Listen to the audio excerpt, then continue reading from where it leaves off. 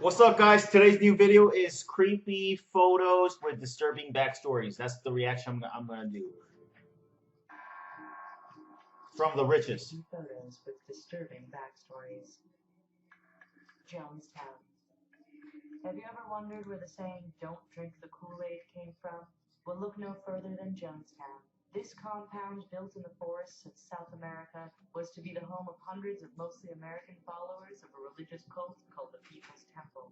In 1978, fearing the U.S. government was going to attack, the more than 900 members of the cult drank Flavor Aid spiked with cyanide and Valium. Taken before that fateful day, this photograph shows Jim Jones and members of his cult entertaining guests in the Jonestown compound.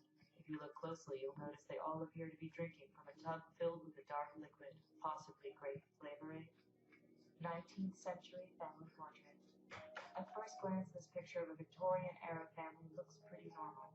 But do you notice anything when you look more carefully at it? If you notice that the parents seem blurry while the daughter is crystal clear, there's a good reason. During the early days of photography, it was normal for people to have family pictures which included recently deceased relatives. In this instance, the daughter's image is clearer than her parents because she is dead and not causing any motion blur. It's a creepy trend which has fortunately fallen out of style. Pogo the Clown. Let's face it, even on its own with no backstory, this picture of Pogo the Clown is creepy because clowns are just plain creepy. Unfortunately, this photograph has a disturbing background which makes it all the more creepy. Pogo the Clown was the entertainment alias of notorious serial killer John Gacy. Between 1972 and 1978, Gacy murdered 33 young men and hid most of their bodies inside his Illinois home. When he wasn't murdering people, Gacy was entertaining people at charitable events dressed as Pogo. After hearing this, we bet you'll never look at clowns the same way again. The New Year's Day picture. It probably takes you a second before you can pick out the disturbing image of a man pointing a gun towards the camera in this photo.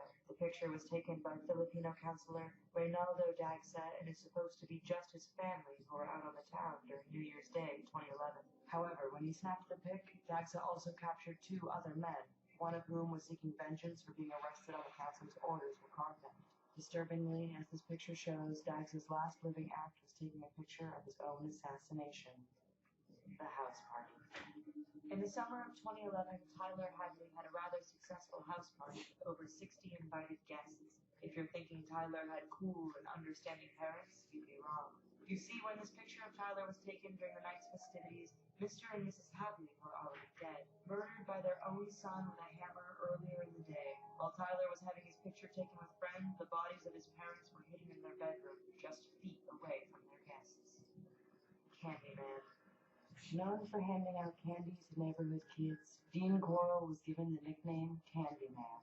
What wasn't so sweet about this guy is that he was involved in the torture and murder of at least 28 boys between 1970 and 1973.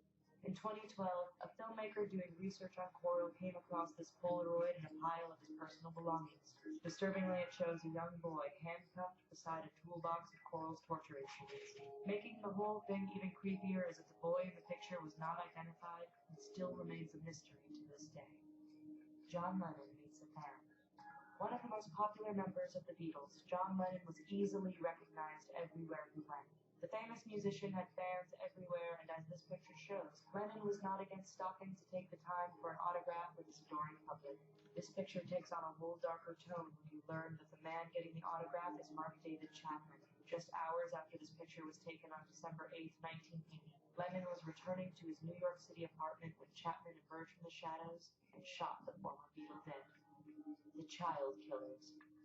At first glance, this grainy photo doesn't look too creepy. Once you learn it was evidence used in an abduction and murder trial of a toddler, it takes on a much more disturbing quality. In 1993, James Bolger was out with his mom and was going to the butcher's near Liverpool, England. When she briefly stepped away from James, two 10-year-old boys moved in and abducted the 2-year-old. The picture shows one boy holding Bolger's hand while the other walks ahead. 2 days later, the toddler's mutilated body was found by some nearby train tracks, and the boys were arrested. The class photo of 99. Striking a pose, making silly gestures, or just smiling politely. This class photo is, in many ways, no different than any other class photo ever taken. There is, however, one disturbing difference. Wow. After looking the picture over, did you notice the group in the top left corner who looked to be aiming imaginary guns at the camera? Two of these Columbine High School students are Eric Harris and Joey Klebold. Just weeks after this photo was taken, Harris and Klebold would perpetrate one of the most infamous school shootings in American history. The Girl in Black. You could be excused if you initially thought this picture was just a poorly taken picture of a girl or a still from some B-rated horror movie. In a sense, the horror movie point wouldn't be far from the truth. The picture is of 14-year-old Regina K. Walters, a runaway who was later found murdered. What makes this creepy picture most disturbing is that the photographer is her killer, Robert Ben Rhodes. Rhodes had cut Walters' hair and forced her to wear the black dress and heels before taking her out to a secluded barn where her body was later found. Oh my gosh.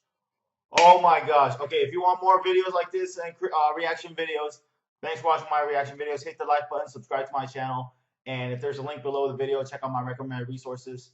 Thank you. I'll talk to you again in the future. Take care. Bye.